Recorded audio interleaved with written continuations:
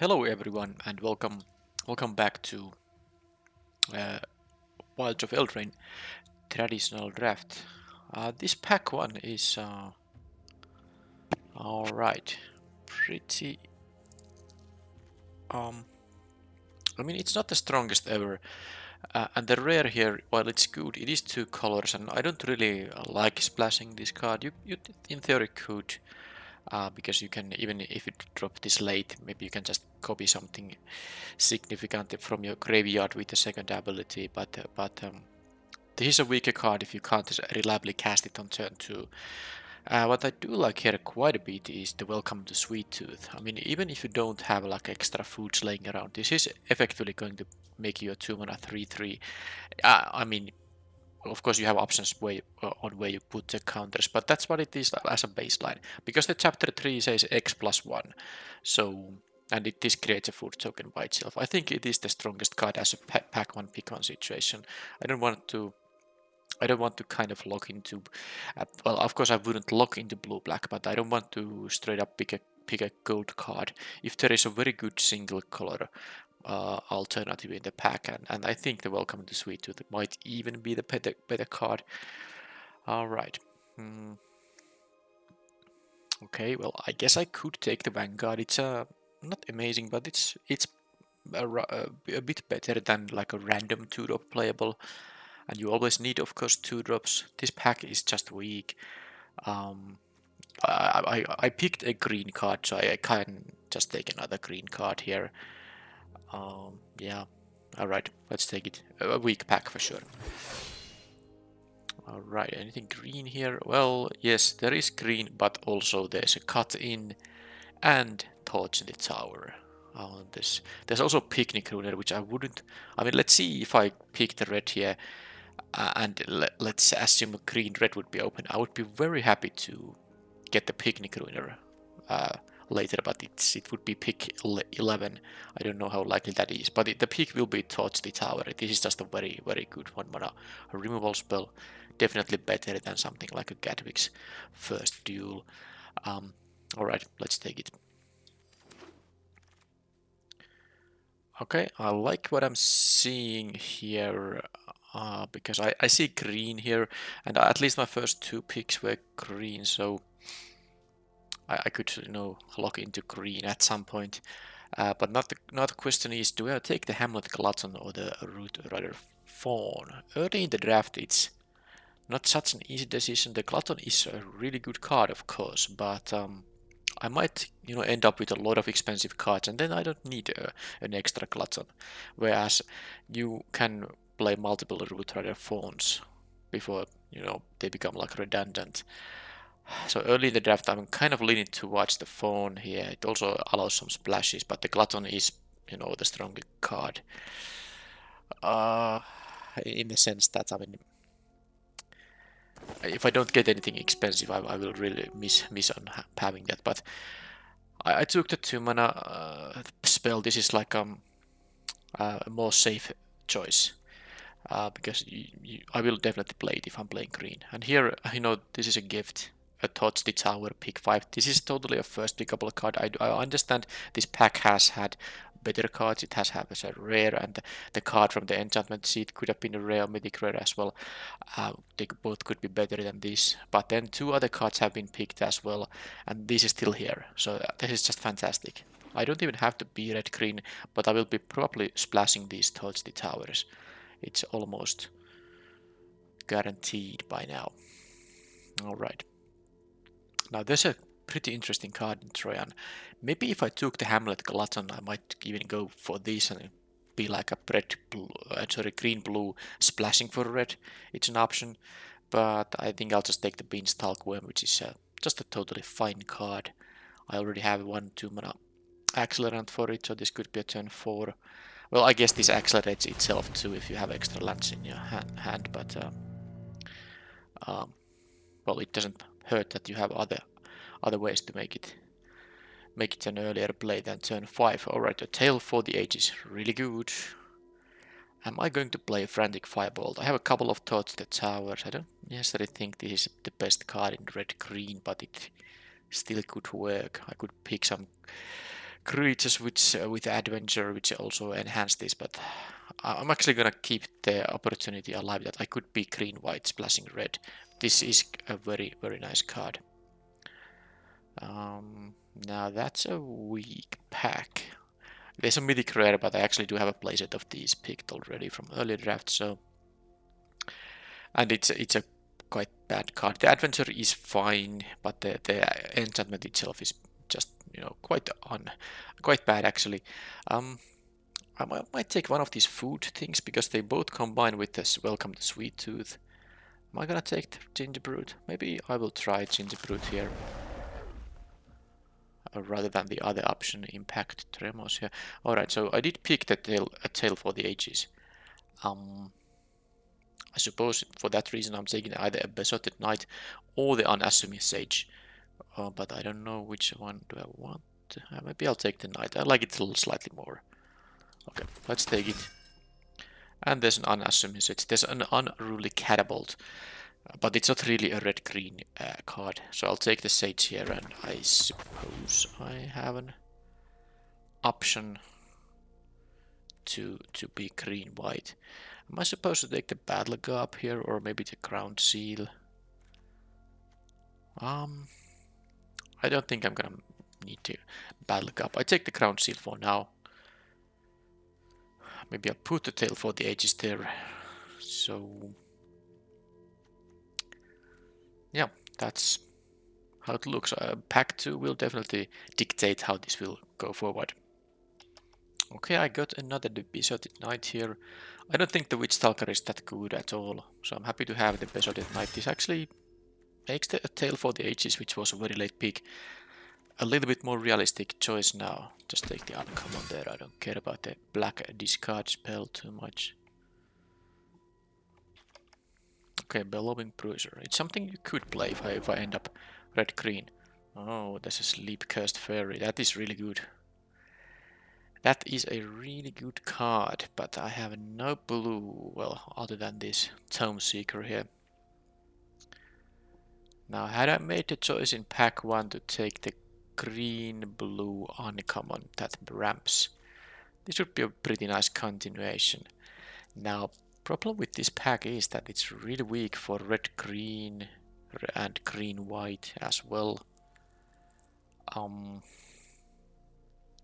There's just, you know, I mean, I'm not playing a Meribard. I mean, I'm not picking it now, definitely not. The black cards here are good. I'm not taking a first pick Battle Garb. This is, I mean, I'm gonna take this because there is a chance I will be green-blue after all, and then this card is just so much better than the alternatives there that I should definitely pick that. Or just, you know, not end up with blue and then I ignore this and I got nothing from that pack. That's totally fine, given how weak it was for my colors. Now here though, food fight. I'm not taking it. If it comes back at pick 10, yeah, I might pick it, and then I don't know, but will there be a day when this actually is gonna be put into a deck? I don't know. Okay, there's a Pick Lock Prankster. There's a Stopgap, because I need to kind of consider the option to be green-blue here. And if I am, do I want to play which of these cards? I think I'm gonna splash the Torch the Towers regardless. Yeah, this is a weak pack. I think I'm taking the Prankster here. Maybe it is green-blue. Oh, Restless Pyre, that would be nice because there's also an Evolving Wilds, but also, well, scratch that. I mean, I was saying that it would be nice because it's a decent way to splash the red, and then with another red source this could even function, you know, as a creature. But there's a Storm-Kelt Vanguard and there's a Hamlet Glutton here. I'm gonna take the Vanguard here. I actually don't know if I have that much fodder for the bargain, so I might prefer this just because 7 mana for this is quite a lot. Sometimes you can of course cast it, but it's better when you can rather reliably get the 5 mana version of it. But I'm taking the Vanguard. It's a nice way to get rid of, you know, some artifacts and enchantments for cheap, and then also you know, have a pretty good 6-drop. So because I'm gonna go for the splash, and it does seem like I won't be red-green. It does seem like I won't be green-white either, by the way. White isn't coming this direction. There's a stopgap, there's a disdainful stroke. I think the Evolving Wilds is gonna be the pick now. Because it seems like I might be going on with some kind of a splash in here. Although blue is drying up. I'm not gonna be blue just because of the fairy. I would need some more of that. Okay, so here, what's the pick? Is it gonna be the phone number 2? Is it going to be this thing? Knight of Sweet's Revenge is not that great. Scavenger does give a food for the Welcome to Sweet Tooth. I mean, I have a couple of Torture Towers. These phones are very good ways to splash it. So I'm just taking that. And here I think it's gonna be Curse of the Werewolf. Yeah, that's that. So is it gonna be green-white? There's another Red Tooth Vanguard. There's a Rail Treatment cooped up. Even a stopgap, but I think I'm gonna abandon the blue now. The blue just didn't flow my direction. So a treatment, or I have 10 creatures out of 15 cards. Maybe I'll take the treatment. I like it quite a bit. So let's take it. Also, if it will be nice if I, will be using the Tale for the Ages. Genealogist here. Am I gonna do once again the green-white thing, which I had like a in some of my recent drafts. I have drafted that kind of a deck. Cutting the Bruiser. Tempest Heart, Season of Growth. I have one of these already. I don't think I'm gonna play multiples. I'll take this. I mean, I have ways to splash it. I might even play it, maybe. Don't know. I'm taking the Parents here. I think I'm gonna be, once again, a deck that utilizes a Tale for the Ages. And break the spell. Oh, Frantic Firebolt. I don't think I'm gonna splash anything else than these thoughts for now. The Firebolt is not a splash, a card I'm willing to splash. I don't know about break the spell. Maybe I'll take it as a sideboard card. I don't believe the Reindeer will be played in this deck. How about here? Sideboard cards, probably both of them. I don't need a 3-drop. I'll take this as a sideboard card. This can be nice against aggressive decks. Okay, the Vanguard. No, it's not a Vanguard, just a guard. That's a fine 2-drop. Yeah, this is once again green-white. But hey, I tried green-red. I even tried green-blue, but in the end, the draft took me this direction. So I'll be, going with the flow here. Well, this is an easy one. Sir Ginger is really good. I mean, mostly because... Oh, I mean, it's not good if you basically have no ways to make it larger, but this deck might have maybe some foods. Okay, well, I shouldn't be exaggerating. It's actually not that great here, but what is the option? I mean, for my deck, I don't actually see an option here. At least it's a 2-mana 3/1 that I can. It's also, by the way, food, so it works with the Welcome to Sweet Tooth, and I can just, sack it for a 3 life if I so choose to do so. It's fine. Okay. I saw a Restless Pyre in the previous pack. I took it. No, I didn't take it. I was about to take it, but there was something better. I think I took this Vanguard in the same pack. I'm really tempted to pick it now, but there's the Utopia Sprawl, there's a Hamlet Clutch on here.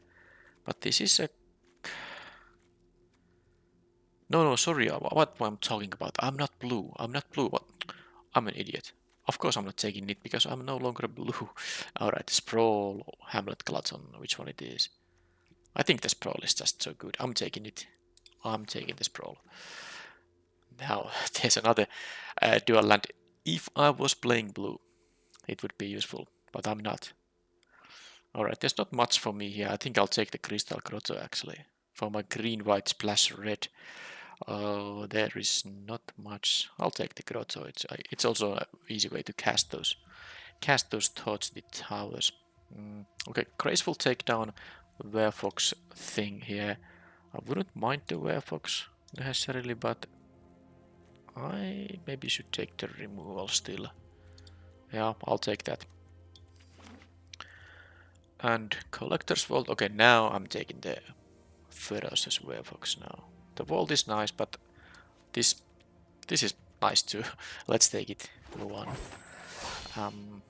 I don't think I have that much synergy for the, you know, the enchantment theme except that for the one rare, but I guess I'll leave. Should I take a Monstrous Rage over some of these stuff? I could just take the Besotted Knight as well, which, you know, maybe is the pick I'm gonna make here. Yeah, I'm just splashing for red, so I'll take the Knight. And here, okay, Hamlet Glutton. I'm taking it now. I have actually 2 of these phones that will make it easier to cast them, and I have, you know, a healthy number of aura tokens to sacrifice for the bargain. So let's take one of these big hitters now. Pie Wielder Glass Casket. I think it's the casket. This time I do believe I have enough 2-drops, and I do. So I'm taking the casket. It's a nice removal after all. Yep. And here I have just take a Season of Growth or something. I don't care too much. Alright, and I get another Firefox option here, another Besotted Knight, and a Stroke of Midnight. I think I have enough of these 4-drops, so now I'll just take these as a, you know, removal spell that I probably won't main deck, but I could see sideboarding in. I'll just complete my Griffin areas of this with this art. Okay, Celebrant. Synergize with some of the stuff. I have to make sure. I mean, I'm not sure if I'm gonna main deck it, but or play it at all. I don't think it's a sideboard card, but I might have some synergy for it, so we'll see.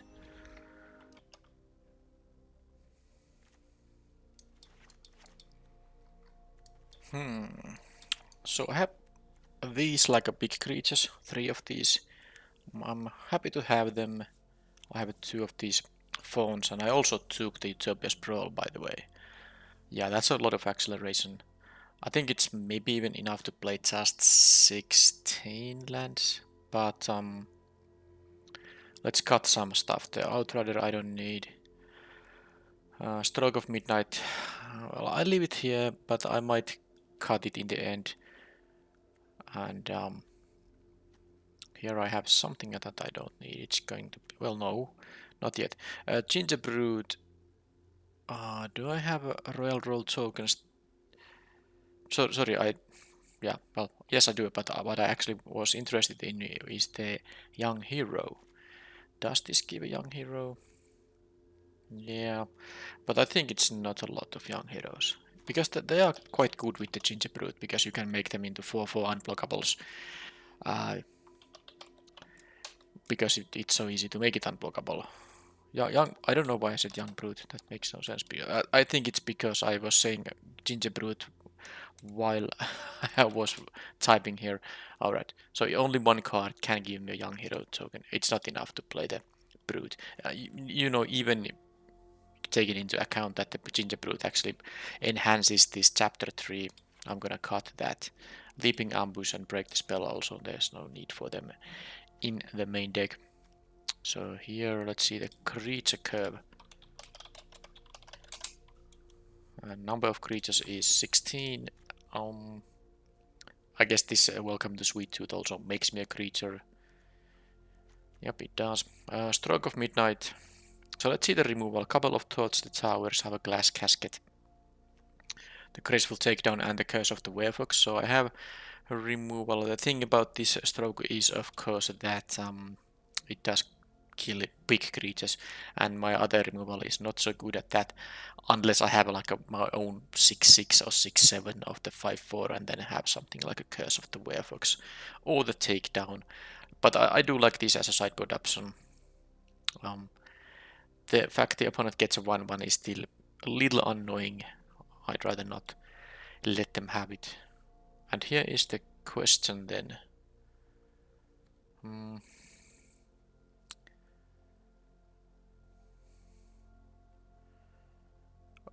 Am I gonna play the Sir Ginger? I think I am, just to have the 2-drops. 1, 2, 3, 4, 5, 6. Basically 7, and then there's the Glass Casket. Yeah, the final one is probably a question of, do I want to play the Stockpiling Celebrant here? So it does synergize nicely with, is there any creature? I mean, the kind of is like the unassuming sage. If I play it on turn 2, I can play return it to my hand on turn 3 and recast it on turn 4. But usually you will have something else to do on turn 4, so I don't count that as a great piece of synergy. Of course, you can return these adventure creatures. It's always, useful to get to recast the adventure part. Although these have like a somewhat low impact adventures tied to them. And the actual best thing, of course, for the celebrant is the Welcome to Sweet Tooth, and even that isn't like the most amazing thing ever. You get the token again, you get the food token again, and then you can return. Then you can get an additional counter from chapter 3, and of course you got the additional one there too. I think it's going to be a cut here now. The number of creatures is 16. I can go to 15, and I can count this as a creature regardless. So I think there's not really, yeah. I mean, also you can, no, this is not an aura. So yeah, Celebrant isn't the greatest here. How many white cards this is, by the way? It is 8. Yeah, and I will play 16 lands, given that I have the Utopia Sprawl and a couple of these fawns. Um, and yeah, I think it's enough to get to cast these things at some point in the game. Right. I actually don't have that many 3-drops, so I could consider playing something like a Verdant Outrider, but this is so bad against some decks, aggressive decks. This trades with a 2-drop. And yeah, it doesn't necessarily trade if I use the ability and I attack, but problem is, if they are the aggressor and I play this on turn 3 and I want to block their stuff, I can only block it like that, I mean, I have to trade there with their 2-drop using this card. So I use it as a sideboard card maybe, rather than main deck one. I guess my turn 3 can often feature things like me playing a Besotted Knight, the sorcery, or the Werefox thing, assuming I have had a 2-drop already. And there's also a chance that I have a turn 2 Fawn, or the Utopia Sprawl also early, and then I can just skip making a 3-mana play on turn 3, and I can just straight up go to 4 mana, or something like that. I don't know. I'm just trying to kind of explain to myself if this is a problem that I don't have like a smooth 2-drop, 3-drop curve out potential here, because I only have 2 creatures on turn 3, and I suppose I can curve out with a 2-drop Curse of the Werefox if I can, beat their opponent's creature that way, which is not the most difficult thing to do. Alright. It's fine. The deck is fine, not like super strong. I won't be getting that much use for the Search Engine. I have like a... Is there like only one way to get the food token? Yeah, but I still like to have this 2-drop here that I can turn into life if I really need to.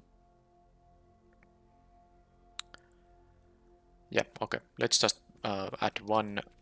Let's take the suggestion, and I don't need more than 1 mountain here because I have the Grotto, the Evolving Wilds, Utopia Sprawl, the Fawns. That's a lot of ways to get the red for these 2 cards. And how many white sources I want to have? I want to have, of course, a lot of green because all my fixing cards that are not lands require green to cast. So I'm almost thinking, because this is like kind of 9 ways to get green. But the Grotto doesn't even give me green for turn 2. Let's say I keep a starting hand that has a plains Grotto. I can't play a 2-drop green spell with that hand. So I don't want to count this as a green source that much. So let's say if I do this, 5 plains and 8 of those. Now that is only a few ways to get...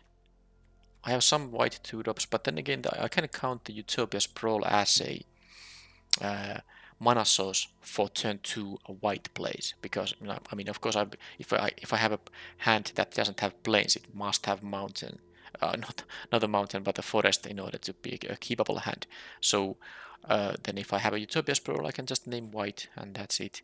It's basically then 5, 6, and 7 with the Evolving Wilds ways to get the white plays for turn 2. And of course, if I play the fawn on turn 2, then I can certainly play white stuff later. So I think this deck wants to play 8 forests and 5 plains. Yeah, so this is the main deck. Except for one thing, I want to see how many roll tokens I have. I think the Tale for the Ages is decent here, but let's now see how many cards actually can give me a roll token. That's 4, 7, that's 9 cards that can give me an enchanted creature. So this should be useful enough.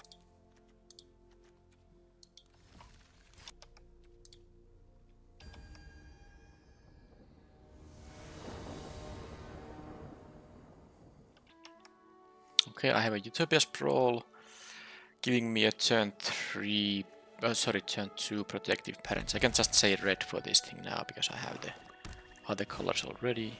Tabby there. Okay. It's not optimal to play the parents so that there's no other creature, so they might just kill this and then I don't get the benefit from the roll token, but it's not like I'm gonna miss my play on the next turn if I can avoid it.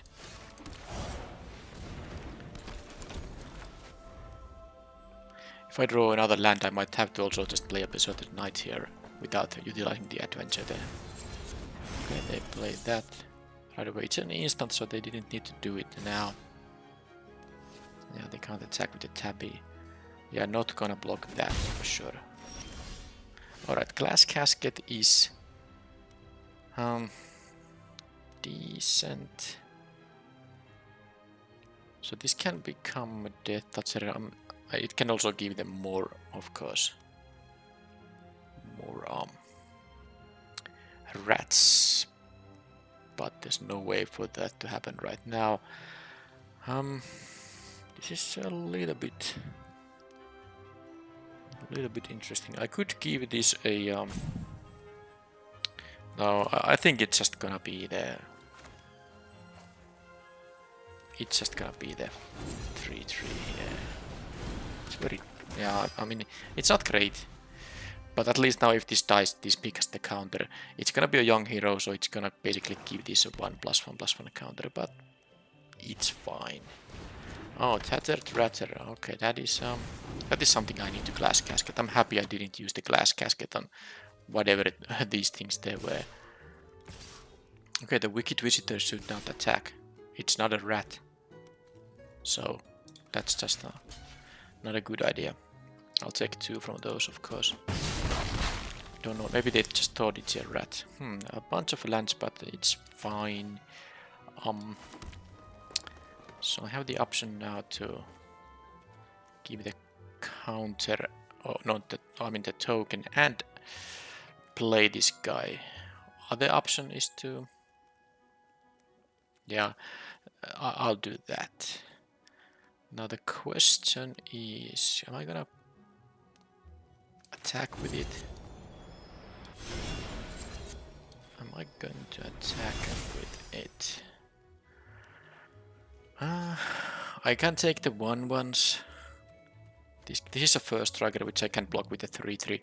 I think this is a little bit risky maybe, but I'll make it happen anyway.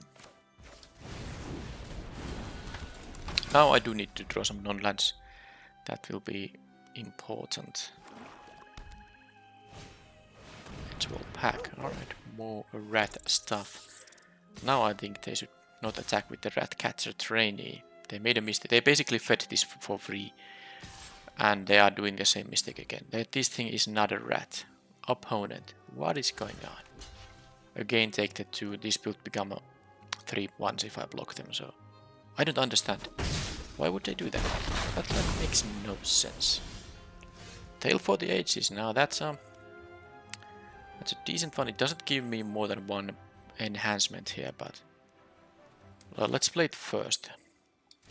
And now I will of course use this Glass Casket on the Ratter. They don't have mana for the Tabby, so I think it's worth it to attack here with the 6/6. I don't think I'm gonna attack with the Besotted Knight here, no. kinda hope they jump block with the tabby, but they can also, of course, go to 10 here. It's not that big of a deal. But now the Tratter goes away. I know I could have exalt this thing, but I don't want to start taking 3 damage here. Now I can block the 1/1s. And if they attack with the Edgewall pack, I think I'll take the 3. Okay. They are not out of gas. I am, because I have drawn these lands. That said, they have 5 lands in there, I have 5 lands in here. The last card in their hand could be a land, so... And also, why are they making these attacks? That's so weird. I guess they want to force some damage. It's okay, this attack isn't actually that bad, because now I either have to double block these and take 3, or now I take 4, and they sack a couple of rats. This is actually not a bad attack. And they might even have a trick here. What is a 1 mana trick that works here? 1 black. I don't think there is one. Oh, there's a rat out. Alright. That's okay, but that actually makes this Besotted Knight into quite large one because of the Tail for the Ages. Alright, and this is gonna be a 5/5. Finally, I drew a non-land. So they have an empty hand, so I have full information for now. They, of course, can draw whichever, but let's assume they draw a land. They currently have 6 here with the Meniscus. Of course, they have to block one thing now. So the tabby will jump block now, because this is a lethal attack otherwise. And I do have to attack, because otherwise these Meniscus and these rats will become a problem. So the tabby blocks now, and then this is exactly 9 damage they can deal to me. So with the Anasamus Sage, I actually take 8. So if they draw a land or a creature with no ETB or haste, I will be in a decent shape. And I don't see how I'm winning this because if I leave these guys to block, I have to take a lot of damage, even though I could eat an Edgewall pack for free. I'm taking too much damage, so let's just do this and force them to block with a tabby. At least it doesn't have the Death Touch mana. And now all my creatures will be lethal. All my creatures will be lethal now. So, I mean, assuming they don't draw a card that allows them to win now, then they have to have a 3 blockers. So, of course, any pump spell, removal spell, something like a Wicked Token or something works, but well, let's just do the only thing I can. I'm taking 8, going to 1, hopefully they don't have a deal 1 damage to me spell. Because all of these will be... Okay, let's see what happens. Yeah, sure, it doesn't matter. I either win now or lose on the edge. Alright, that was close. But 1 life is obviously enough. And of course, now imagine if the opponent basically threw away the rat catcher. Oh, no, was this the... I mean, they at least threw away the Wicked Visitor. I think they also threw away the trainee here, but... So, I mean, I would have lost the game if they didn't do that. Okay, rats. Lots of rats. But I have these 1/3s here. Now, is this Ginger gonna be a bad one in this? I mean, I don't like having 1 toughness creatures. That's the thing. When I see stuff like a rat out, and it's not really such a good blocker on these things either. So I think the Surge Injury goes away. Anything else with 1 toughness? It's easier to check out, like this.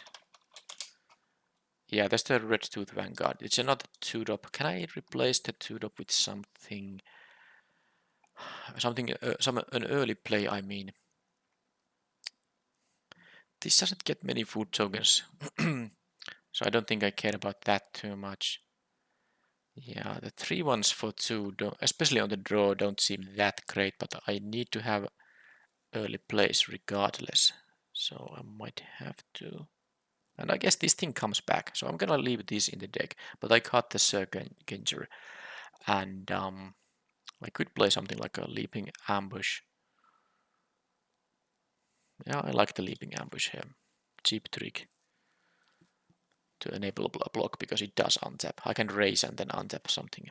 Sure.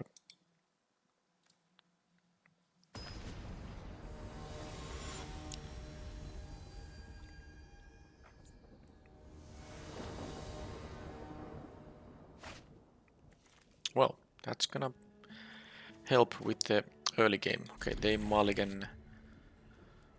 Alright, again, as you can see, I hover over the deck here. So, well, first of all, they did mulligan to 5, but they also play 60 card deck. How often this happens? Oh, but this must be because of the spam of draft tokens that happened in last month. It must be, because I mean, I've seen so many 40 plus card decks. So many of them. I mean, in a span of like 10 drafts or so, it's actually insane. Because this is, I mean, this is probably because people don't necessarily understand that limited can be played with 40 cards, or alternatively, maybe it's like they want to play the 60 card deck. They want to use all the cards or almost all the cards they drafted, or something like that. I could have played the token here, but I think I might do it EOT. I fear they might have a rat out, and that is the perfect answer. I mean, yeah, response to that.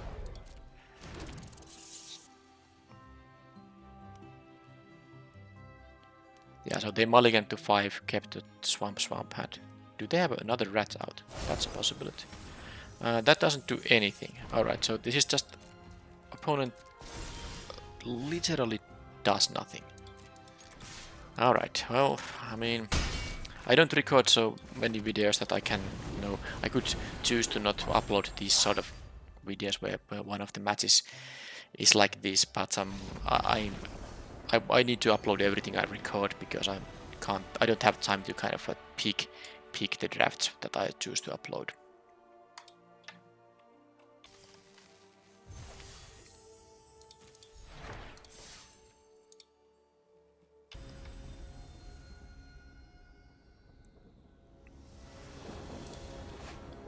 Okay, well, that's a pretty easy mulligan. And this is an acceptable keep. I have a double casters from green. I don't need double white. So here I'm probably just going to play this on turn 2, and then I can use the Werefox on turn 3, even with the treatment backup.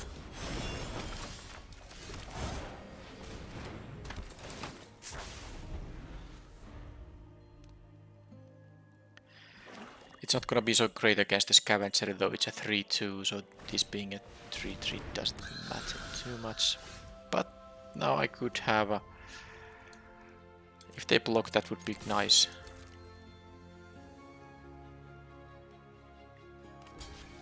Yeah, this is definitely worth it.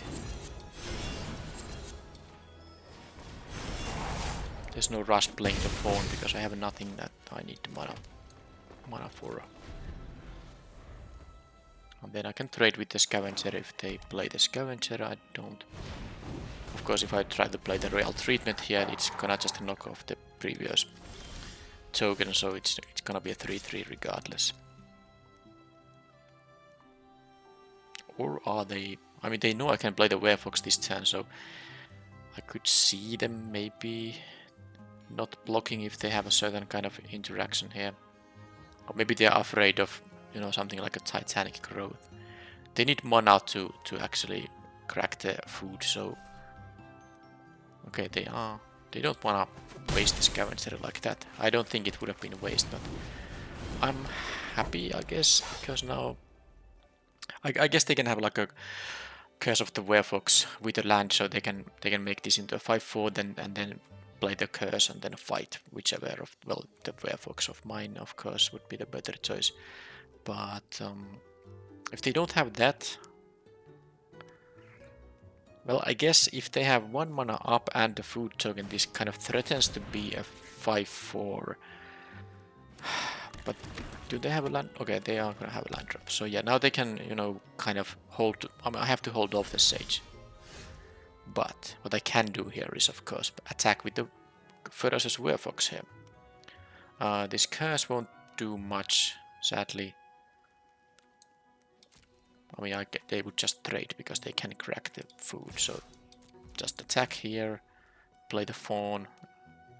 At least if I do have them. Oh, they just take that as well. Interesting. Okay. Well, I have the treatment now that I can use to protect my creatures. Maybe they have like a Hamlet Glutton here. Grave Pact. That is actually a really annoying card. And also a reason why they didn't trade earlier. So whenever one of their creatures dies, I have to sack a creature. Oh. Is this my only main deck out? This is a sorcery, so I can't make an attack and then use this, but wow. This was so important. I even can then cast this on the next turn. What a draw. I mean, if I could Demonic Tutor there instead of drawing a random card, this would be exactly the card I would have drawn. Or fetched from my deck. What a draw. So, now they still can make this into a 5/4 set, so the fighting isn't gonna make any kind of sense. So I'm gonna make them take a 4, or yeah, they can also block with the Scavenger, and then this is just a trade. If I use this treatment, they will just then grow this guy, so I'm fine with this trade. At least they will get 2 points trampled. And let's move on.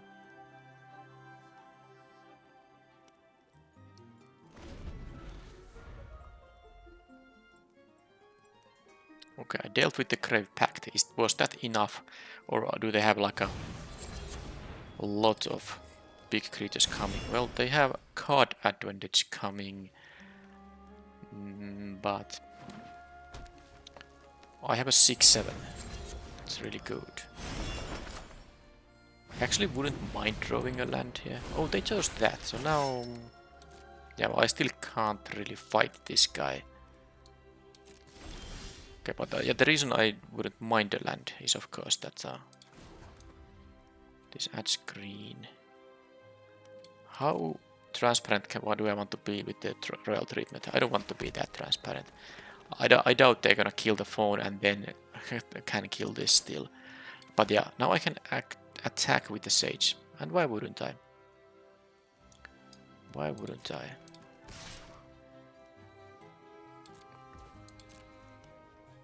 It doesn't benefit from additional rolls, so let's just make the trade happen. That goes to the bottom of the deck. Now I can play my big thing,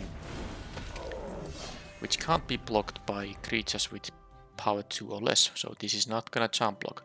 And this can only activate once per turn, so this can be a 5/4, regardless of the number of food they have.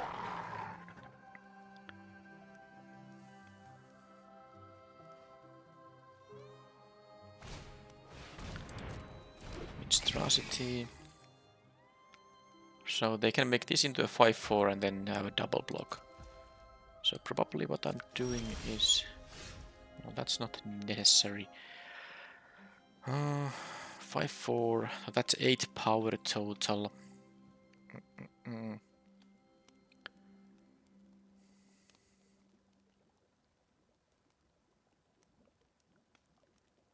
I'm thinking here that if I do the curse now, I can't actually attack. Or maybe I can, because... Well, yes I can. I'm gonna play the curse and eat the Scavenger here. That's what I'm gonna do here, right. Let's do it like this. Because now they would basically have to sack food just to make this have 5 power. And this also has Trample now, which is actually quite nice against the Monstrosity. But if they make it 5 power now, that means they basically lose 3 life. But now I can't attack into here because the Monstrosity will block. And this will die. And yes, I could trample 6 damage, but it's not enough to win. I believe I'm gonna attack for a... I could actually attack with the Fawn here. I don't need it for anything, not for even for red mana because I have the Sprawl in here. So yeah, one damage. I don't mind if they block with the Monstrosity. So here I will enchant this thing, say red, and I have the treatment up if they have some shenanigans.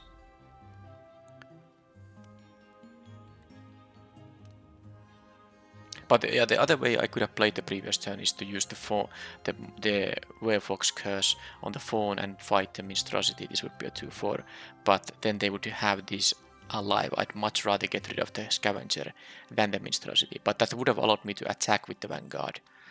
I just don't think it would have been worth it.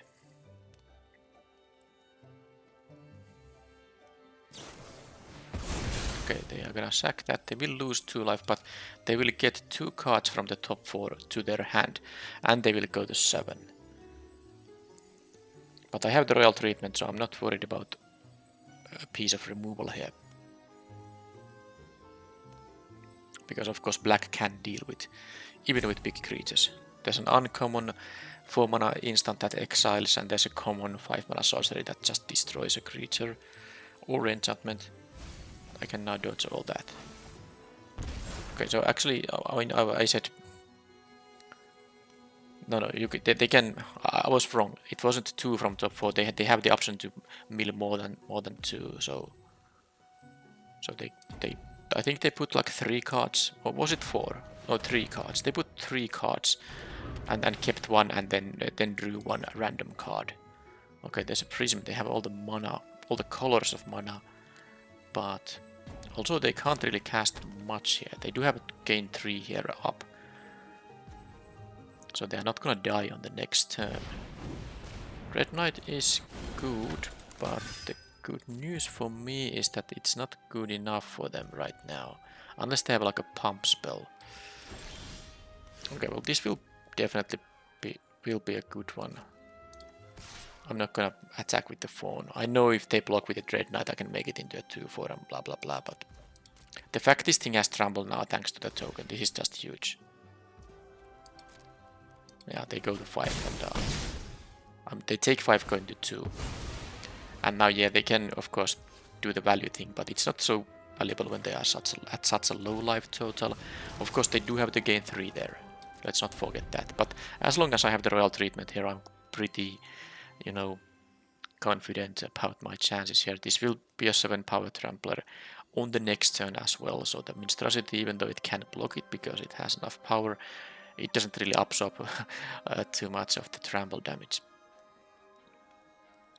So now they have to do this, unless it's otherwise it would be gone for good. They are at 1, so they have 7 mana left, so they can probably cast the Dread Knight and whatever, and they need to have the food token.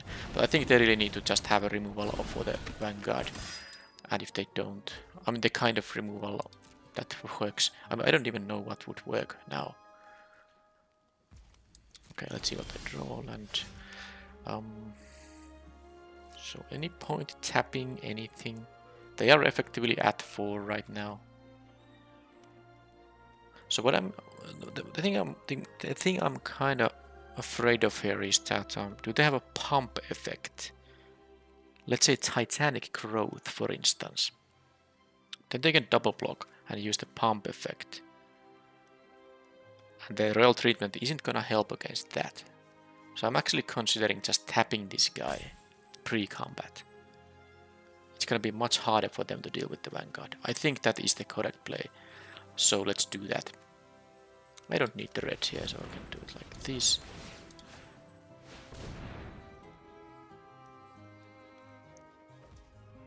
And then I can attack with both of these. The royal treatment protecting against removal.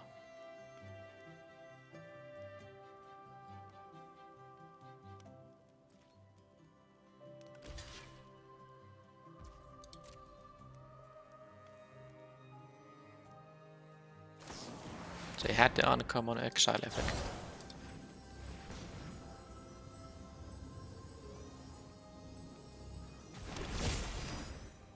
It doesn't actually have trample anymore, but it wasn't blocked, so that's all fine.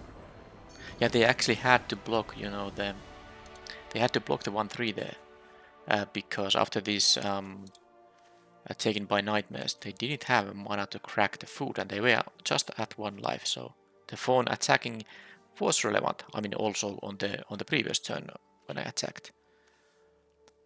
Alright, so the Grave Pact can really be annoying. Do I have any... I don't have any other... Oh, yes, I do. Break the spell. Destroy any enchantment. Yeah, that's just gonna go in, because I will just look... Oh, there's also the Stroke of Midnight. The Grave Pact can just... I know it's hard to cast, but if the opponent can, you know, build a board presence and then slam down a Grave Pact, I will just lose my creatures without having a good chance to beat the opponent. So that's what I'm doing there. Now, what I am gonna sideboard out, I don't think against green-black that the Search Engine again is gonna be that good. I'm sideboarding it out quite a bit now. What else?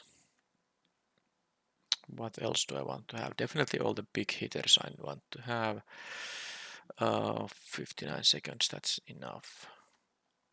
I don't want to cut everything. Every creature, I mean. But man, I want to have the royal treatment, especially now that I saw the uncommon. Maybe it is the Vanguard. So I sideboarded out the Vanguard and the Search Engine, and I put a couple of ways to deal with enchantments in. That's fine. Yeah, against their deck I don't think hitting a 2-drop is that crucial, because they might have a bit slower deck. So that's why I sideboarded out my 2-drops. 2 of them, I mean. And let's see them now curve out with something like a Gingerbrute turn 1. Not quite. Okay, land was important. I kept a bit risky hand because there's not even a 3-drop here, but I'm assuming I draw some creatures, but I also actually needed to draw the land here, so now that I drew the land immediately, I do like my chances for curving out somewhat a little bit more. Okay, we can accelerate that out. There is a creature for the next turn. They can't play the worm yet, but they can play the scavenger, of course. I might take some hits from it.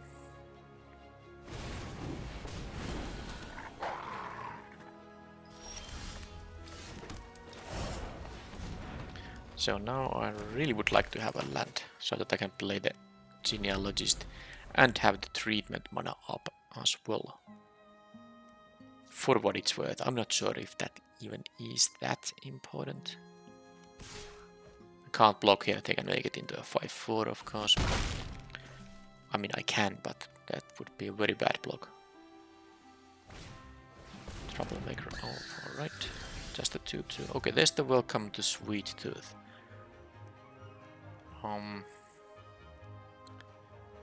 Yeah, 4. They didn't have a land, did they? No, so they have 3 spells in their hand. Sure. Now, am I going to raise? Because I could. This 2-3 is going to block the 2-2. And I can take this thing. I know the parents can offer, I mean, can also threaten to block the scavenger, but I think I'm going to go for the slightly aggressive route now.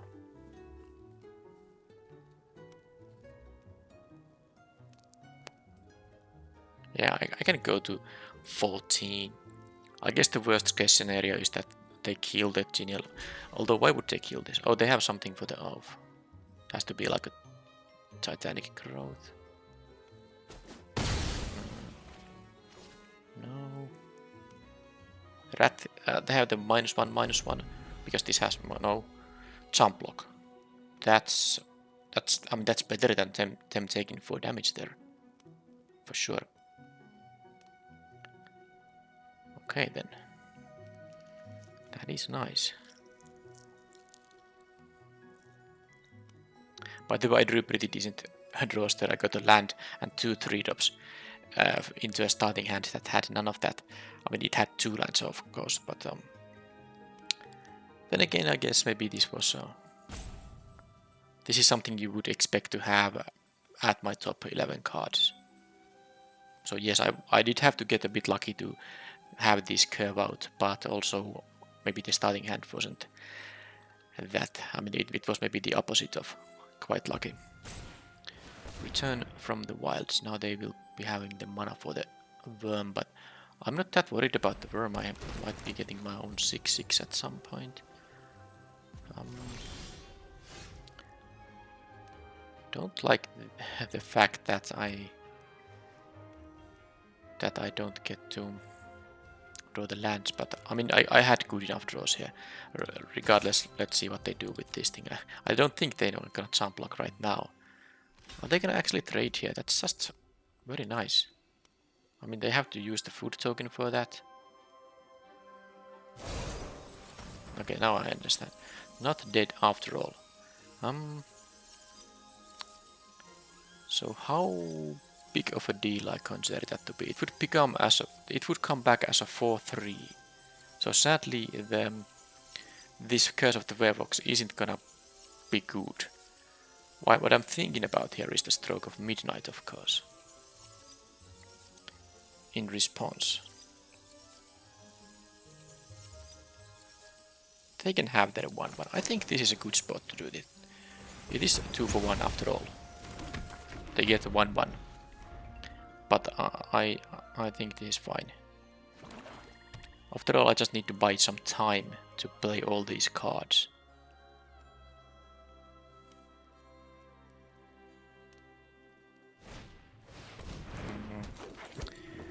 Well, that is potentially quite problematic. They don't have any enchantment yet to copy, but once they have, they're gonna get some nice value out of that. Now I can kill it by sacrificing my protective parents. I'm not sure I want to do that though.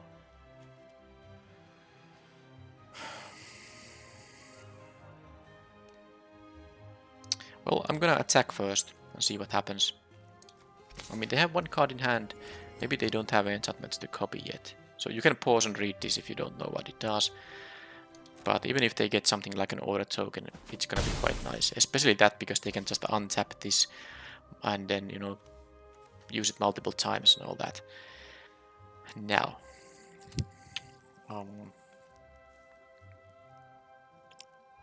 I feel it's just such a bad idea to go for the Curse of the Werewolves right now. I think I'll just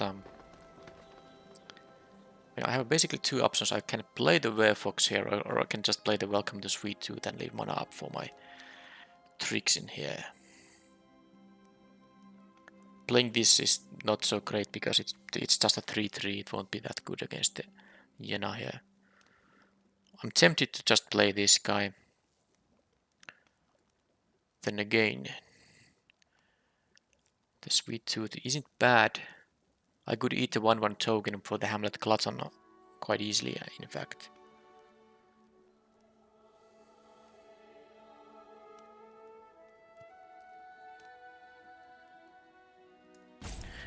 Yeah, this is difficult. It surely is. I think I'm gonna lean towards doing this here, leaving mana up for, you know, well, I suppose for the Ferocious Werewolves adventure, but and the retreatment, but I don't see how this +1/+1 could be useful here. I don't think it really will be useful. Now I just hope they don't have any kind of enchantments that would allow them to go off with the Yena.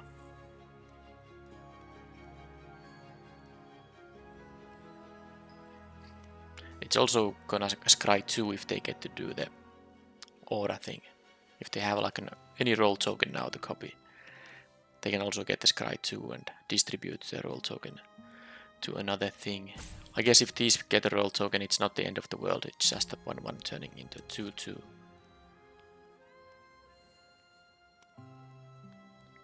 If they attack with Yena, I wouldn't be blocking. Okay, Worm is totally fine. And now the question is, do I want to add the counter to the Genealogist? The problem is it doesn't actually do anything. A 3/4 in this board state is not gonna help, so no. Oh, that's a lot of roll tokens. Can I get my rare that gives my enchanted creatures +2/+2? It would be really good. So next turn I'm gonna get 2 +1/+1 counters on target of my choosing.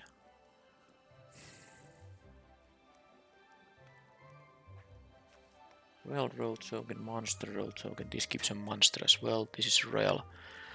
I mean, if I just drew a land here, I would play the Glutton, and that would mean not having mana up for the treatment, but maybe it wouldn't be that bad. So I don't think there is any pre-combat action I can do. I won't be able to attack with the genealogist no matter what. I am going to do this though, regardless. Maybe this is a bit risky. I mean, they can take the 4 and they can attack for a bunch now. But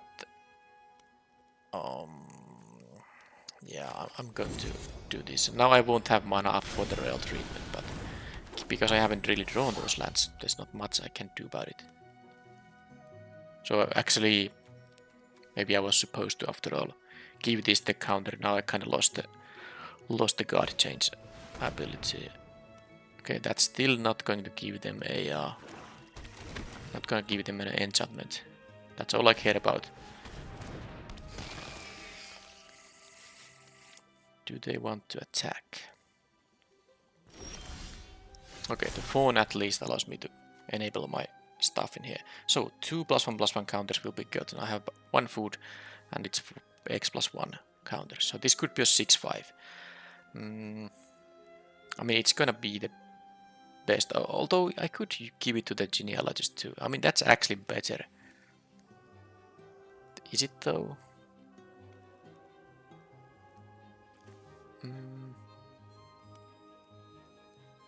Is it though? Maybe it's gonna be the Trampler after all.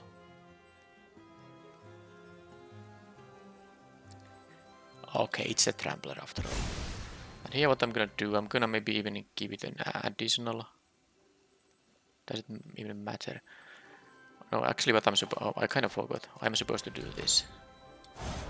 This I'm supposed to do. And let's deal with this.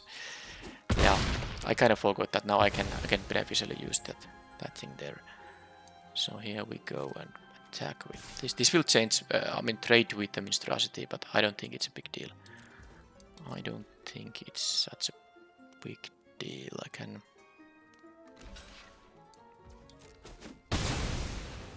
I'll give this. This is a young hero roll token, so maybe if 1/1 takes it, it can pick up multiple ones. Yeah, I think it makes slightly more sense than giving it to the genealogist, so let's let them have it.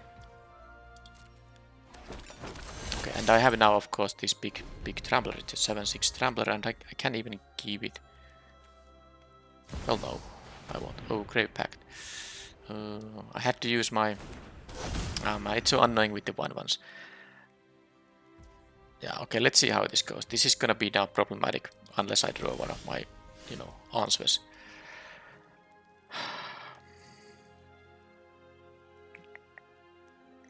So they have 4 creatures. And they can...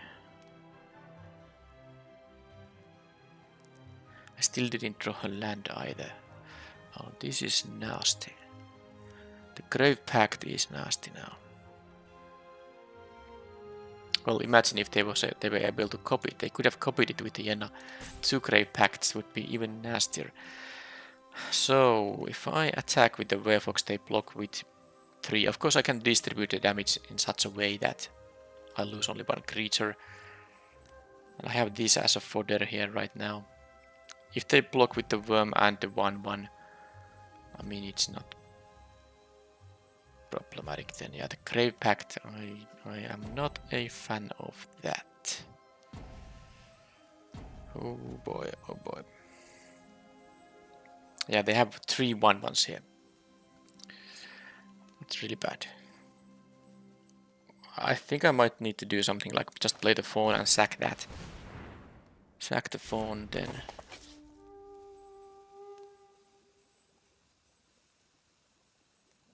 Yeah, if they block with all 3, I think I'll just do the damage to all of them and trample over the rest.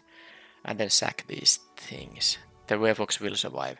If they also block with the worm, then it's going to be like a... I mean, I guess there's not much really to do. I don't want to wait until I draw one of my two other ways to deal with the Grave Pact.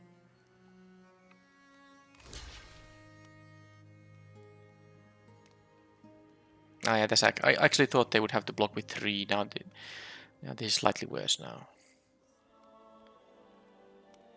That 2 is enough, and then I have to sacrifice 2 creatures. Okay, please put... Okay, that's the best. I mean, this is a board wipe. But that's the best outcome, because they won't have anything either. This is really good. I mean, this is the best outcome for me.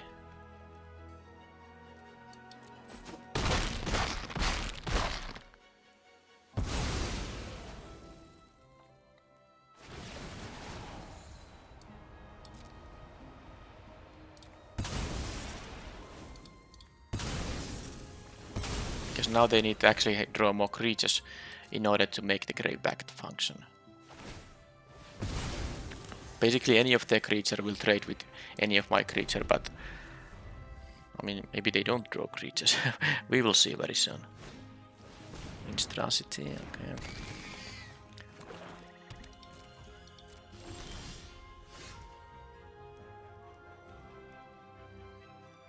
Well, there's not much point in enhancing any.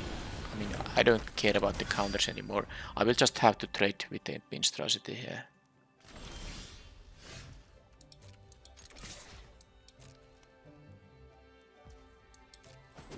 Okay. And then I can play the Beanstalker Worm. I know I can play the Glutton as well, but maybe I want to wait until I can have like the royal treatment up, if that makes any... Yeah, I don't know if it makes any sense, but now I can, you know, attack with the Beanstalk Worm, and if they block them with the Minster... Okay, they are flooding out, which is basically... I need to either find the answer for the Grave Pact or just have them flood out all the time. So now they can block the Worm, of course, but then I can just sack the Knight. So basically these will trade, but they won't get any damage because this hasn't got trample.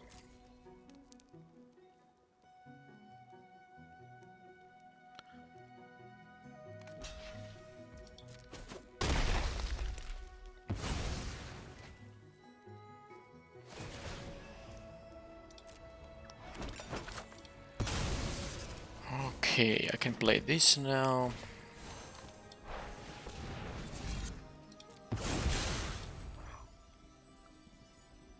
They go back to 18, but of course this is 13 power, sorry, 11 power without the enhancements. So if they don't draw a creature right now, and even if they do, I mean, I don't have to, unless it's a big creature. If it's a small creature, I can just play the Besotted Knight, and you know, okay, they have that. More food for them. They have gained, done. They have gained so much food. But anyway, the point is that, oh, the point is maybe even better because of the takedown. So here's what I'm gonna do. I'm just going to, I have only 1 white source. That means I don't have mana up for the treatment. But I'm really tempted to just use the Graceful Takedown on the Hunter. And then I can attack for 11. I think that is the move to make. Because I will have to sack this, of course. But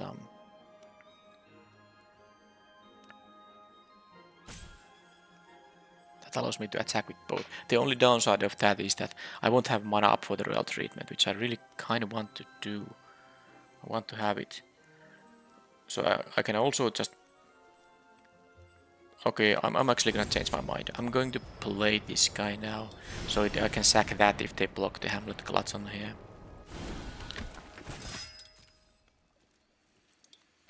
And then I can keep mana up for the royal treatment. If I could have done the... Oh, they actually choose to take it. I guess they have the life to take it, but...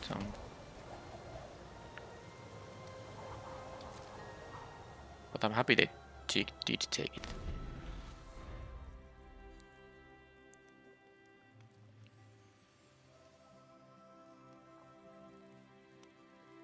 Now, this Grave Pact makes things quite... Well... At least makes me think a lot about the various plays that are available. Because, for example, if I attack with the Beanstalk Worm there, they would block the Beanstalk Worm, I would lose the worm, and then I would still have to sack this thing. That's not good. I'm gonna get the mountain because I do have the couple of red spells here, which even exile, so they won't actually trigger the Grave Pact. This requires a creature to die. Okay, crystal. Let's first see what I'm about to get. If that is an answer to Grave Pact, that will make things. Make things a lot easier. Now the Fawn is really good too because it is sacrifice fodder. I do think I'm gonna draw it next turn. But now the actual question is, am I gonna take down this guy? I am. No enchanted creatures, but this will deal damage here. Let's see if they have like a pump spell here. Now I have to sack the knight. I mean, the only reason I'm having this good of a situation here is that they have flooded out. They have 10 lands. If they did draw more creatures, I would be in trouble. Of course, now I'm almost surely winning here. Unless they have something very, very good. Because they have to deal with the 6/6 Trampler. I know they are at 4 with the food, basically, but I can even make this into a 7/7 Trampler if I really need to. And then they have to, of course, block the worm as well.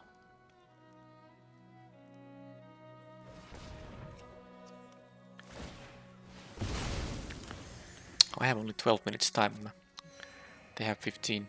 Well, I guess it hasn't been an easy one. Alright, they have the Dread Knight. They used that to draw a card. Yeah, that's why they had to crack the food. Even more lands for them. Yeah, that was a very land heavy.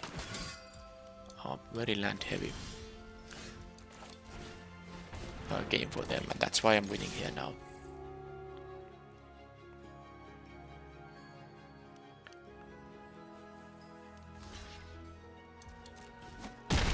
Okay, I didn't need to deal with the Grave Pact, but yeah, it's an annoying card. Despite the difficult mana cost, I would play that in basically all black decks, unless I have a very low count of creatures.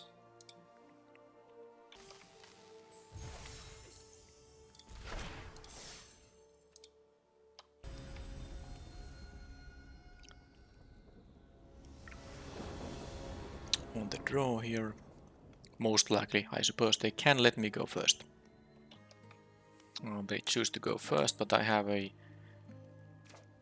totally reasonable hand here. This I can set up for red, and then I can play the Fawn, Genealogist.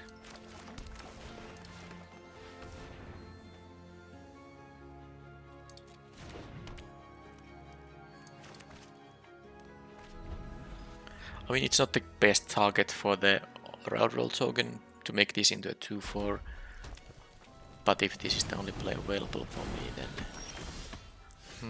I'm not sure how to do it, because I can't just kill this and play the Fawn, of course.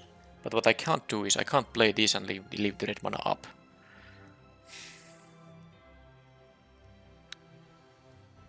I don't think I want to use my only removal spell on that, because the 2/3 can block that and I can block it with a 1/3. In fact, if they attack now, would I just block?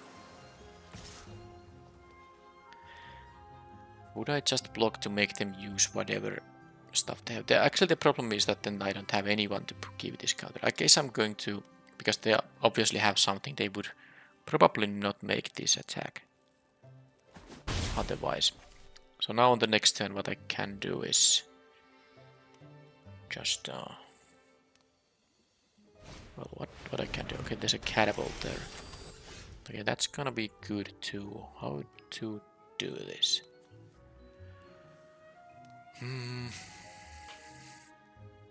Well, I'm going to play this guy.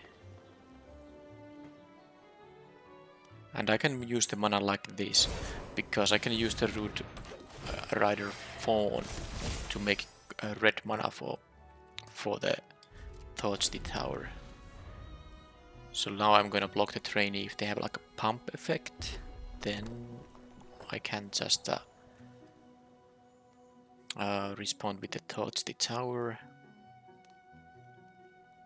But now I also do need to hit my big, draw my big hitters, because blue-red with the catapults, it can really, you know, eat your life total life unless you get to deal some damage yourself. But of course I can't really do that, not in this current state. Okay, let's see what you got.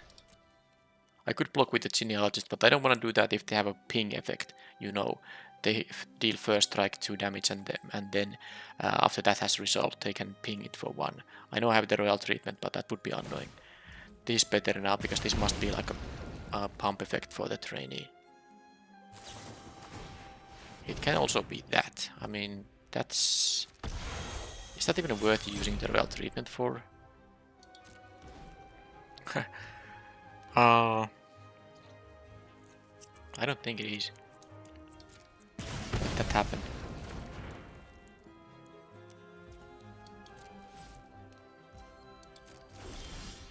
Okay, now I get a Besotted Knight here.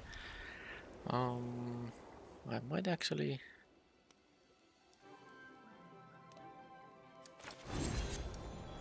Well, doing this for sure.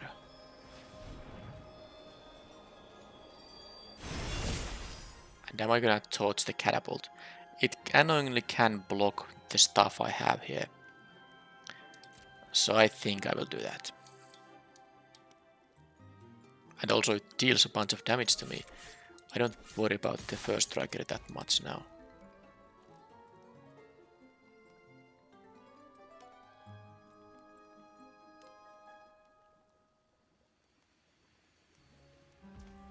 Okay, they are protecting their catapult. Not much for me to do here now. I might just... Yeah, I think I can't really be bothered with the trainee. I mean, I saw that I would use the Torch the Tower on it. Unless they play something like a Curiosity there. Although Curiosity would be the better one on the catapult. That's a great combo, because Curiosity says deals damage, not combat damage. I'm at least pretty sure of that.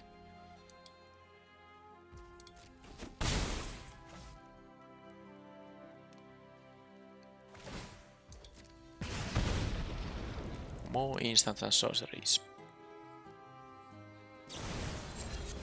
Yeah, that was the thing they had on the turn when I was thinking about blocking with this 1-3. Okay, so now actually I think I need to... As annoying as it is, I can't let this survive. So let's eat this, now that especially they are tapped out, so they can't boost it in response. But now they can block with the annoying catapult. That's what they can do.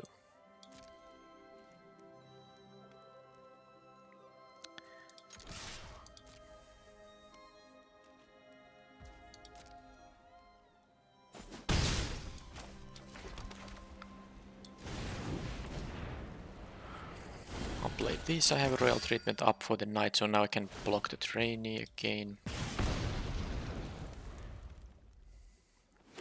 And then I can play this. Yeah, but yeah, they still have 3 cards, and I'm actually losing the race now.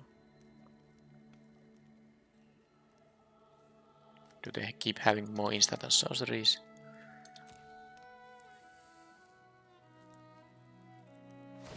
Yep, they do. Well, if it's removal on the knight, I can just counter it. Okay, that was their instant. Well, sure, that does make sense, of course. So I need one of my, I have like 3 big things. The 5-4, the 6-6, and the 6-7. Also, destroying an artifact is possible because the catapult is 1, and my 6-7 thing does that exact thing. Okay. So I believe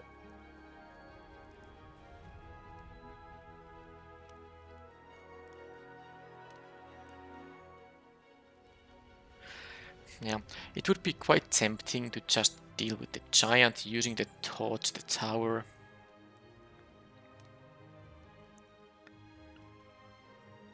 but I would have to sack the Utopia Sprawl. But no, this is my last red card. I am pretty sure of that, in fact.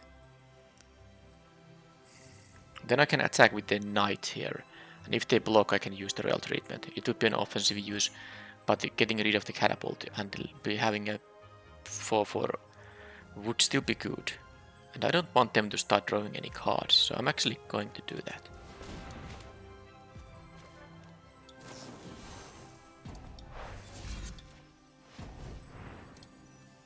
I don't need Sprawl anymore, because I don't think there's any more red cards in my deck.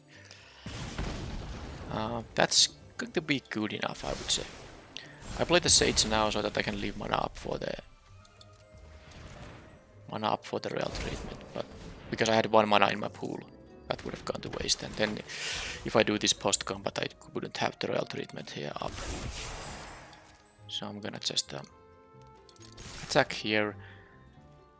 Although they might now block that, yeah. That's okay, they chose otherwise. Interesting.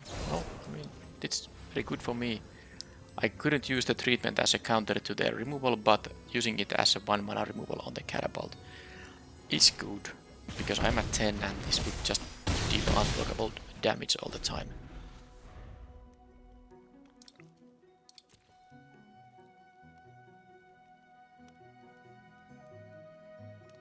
And these things have also Ward 1 that is gonna be maybe slightly annoying for them. This has a sorcerer token, so I get some scries when I attack with it. But we'll see if they have the 6/5 guy. Twisted Fealty. Alright, well that's that's annoying. Oh boy. I'm taking 7 here.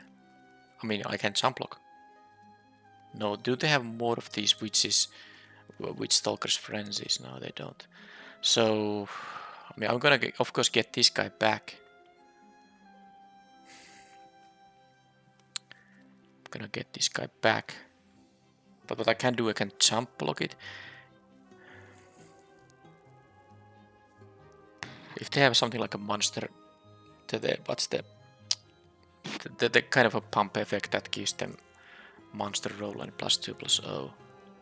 I can also just block here on the trainee. It has first strike, so it wouldn't die. And this would, of course. But then, now the problem is if I block my own knight here, they can actually use some 1 damage effect to also finish off the Besotted Knight. It would have to be the familiar thing, though. Okay, I'm just gonna take the damage. I'm not gonna... If they have a pump effect, then they do. I think it's a little bit too much to sacrifice this 3/3 here now. But now, of course, I won't be... Because this is not a lethal attack, they would be at 1 if I attack with everything. I will definitely play around another Twisted Fealty, for instance. This has, by the way, a Wicked token, but I'm at 2, so it's not such a big deal.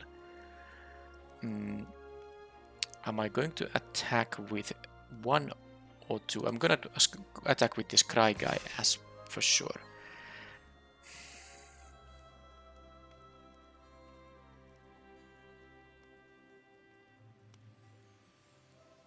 They go to 8. Now they would go to 4 if I also attack with the knight here. What am I gonna play around? Because, I mean, if I play around one thing, that means not playing around another thing.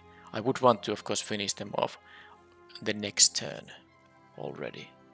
So let's do this. Let's do this thing then. They do seem to have something, but oh well. I have 2 blockers, so that means a removal spell alone won't be enough. But if they have 2 interactive pieces, or now a Twisted Fealty, I will lose the game. Oh, they had another Frenzy. Wow, that's a... I mean, I'm still alive here, unless they top decked something. Okay, they did not, but what a deck do they have?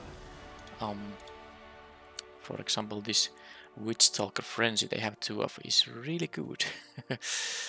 Oh man, I have to be careful of that. But I have actually... I think I'm gonna, because of what I saw, I'm going to play the Leaping Ambush for sure.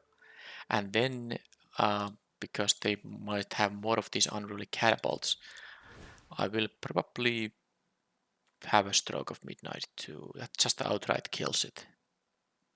Yeah, this doesn't work, of course. This doesn't kill artifacts. But now I have two ways to deal with the artifact with my spells. The Surge Ginger is... I mean, a lot of this stuff is not so great necessarily.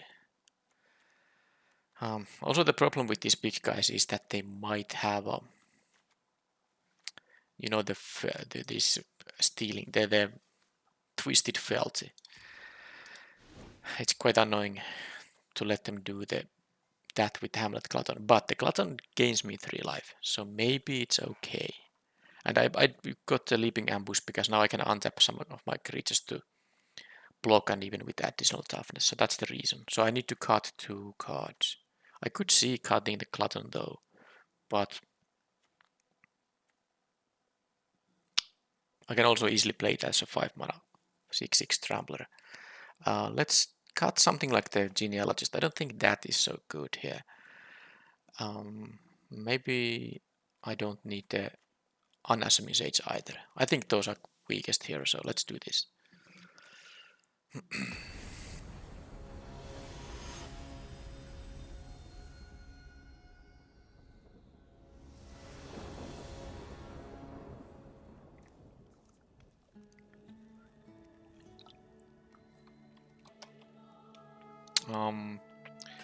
What do we have here? It's a keep. I have no white cards in here, so I'm gonna fetch the mountain because I had to have the Torch the Tower in here. But if I draw white cards, I have currently no way to cast them.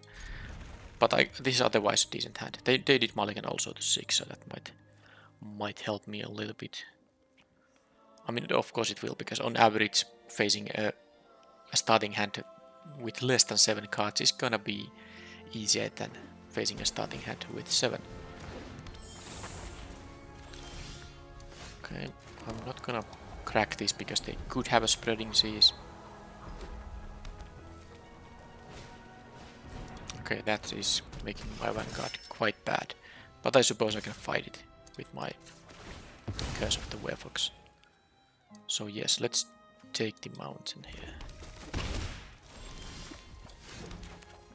Yeah, let's play the Vanguard now, because if they tap out, then I can use the Curse here. Can't block here really. Okay, they don't. And there is my white card. Oh, well, I'm not playing the Curse now, of course, it's just too risky. I do believe I'm gonna just attack and leave the Leaping Ambush up rather than the Torch the Tower, and I will play the Welcome to Sweet Tooth now. Like this.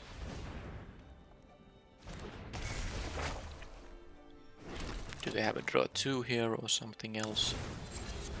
Ratcatcher Trainee, okay. Well, I guess I'm going to just block one of those rats there.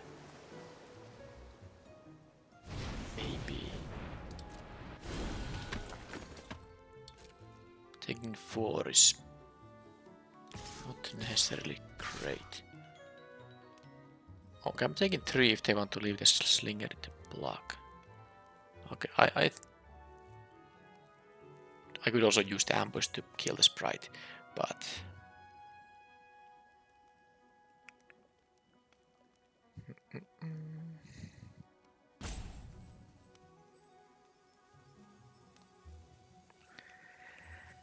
yeah, not having the white mana makes this a little difficult.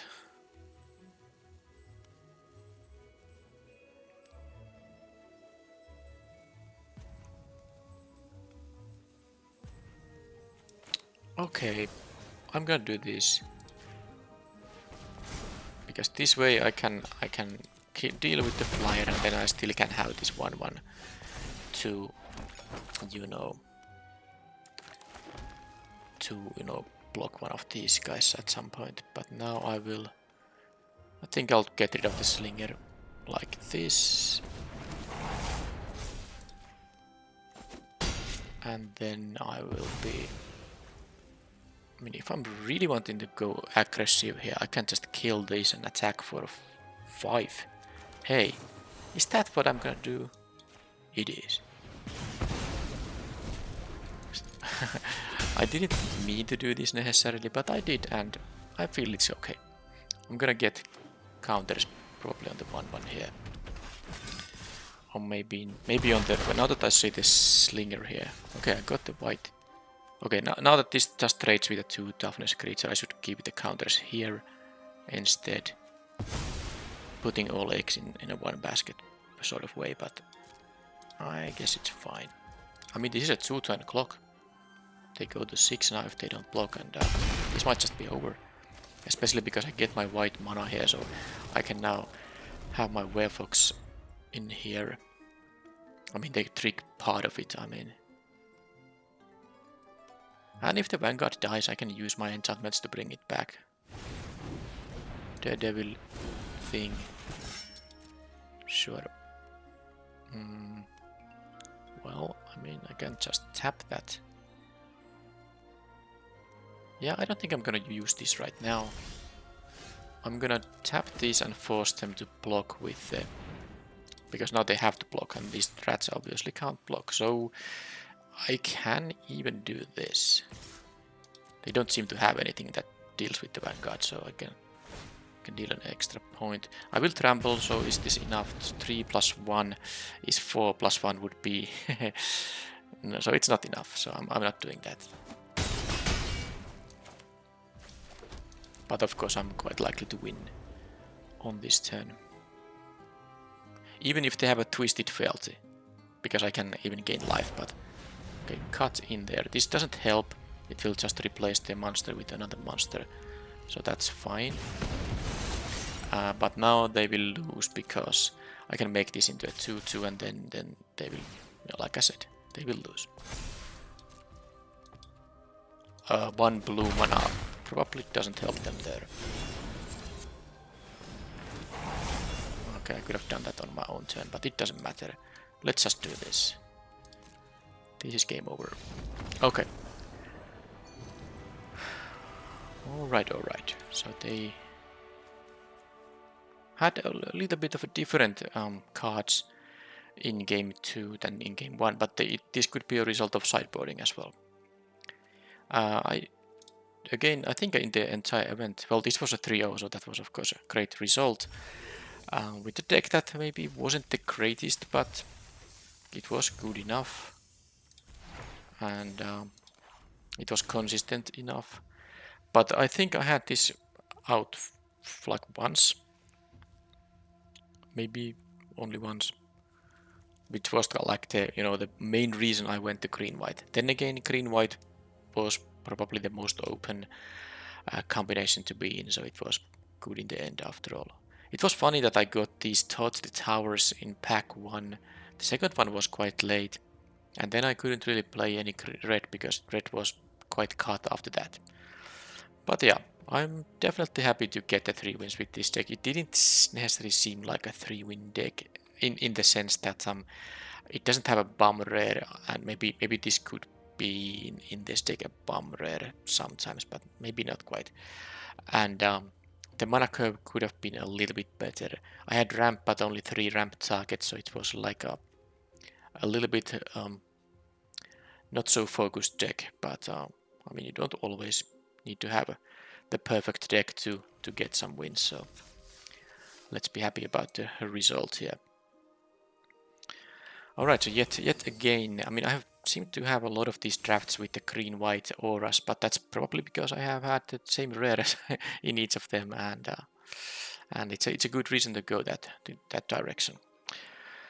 Alright, it's the end of the video. Thank you for watching, and bye bye.